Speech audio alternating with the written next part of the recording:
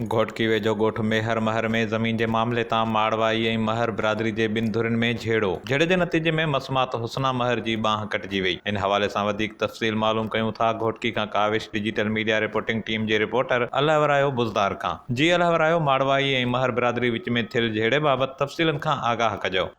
जी हैदर सिंधी आदिलपुर थाणे जे हद जो ॻोठु आहे मेहर महर। उते ज़मीन जे मालिकी जे तकरार तां ॿिनि धुरियुनि में झेड़ो थी पियो आहे, जंहिंमें मुस्मात हुसना महर ज़ख़्मी थी पई आहे। उनजी खॿी बांह अध खां कपिजी पई आहे, जंहिंखे ॻणिती जोगी हालत में तालका अस्पताल घोटकी पहुचायो वियो आहे, जितां खेसि सिविल अस्पताल सखर नियो पियो वञे।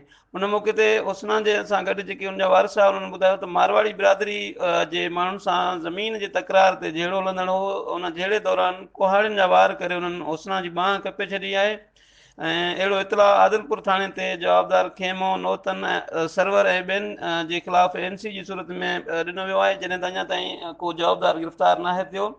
जॾहिं त इन मामले जी जेका असुल हक़ीक़त आहे उन बाबति बि अञा ताईं पुलिस कुझु को नाहे ॿुधायो त असुल हक़ीक़त छा आहे। जी वॾी महिरबानी तव्हांजी अलहवरायो बुज़दार तफ़सीलनि खां आगाह करण लाइ।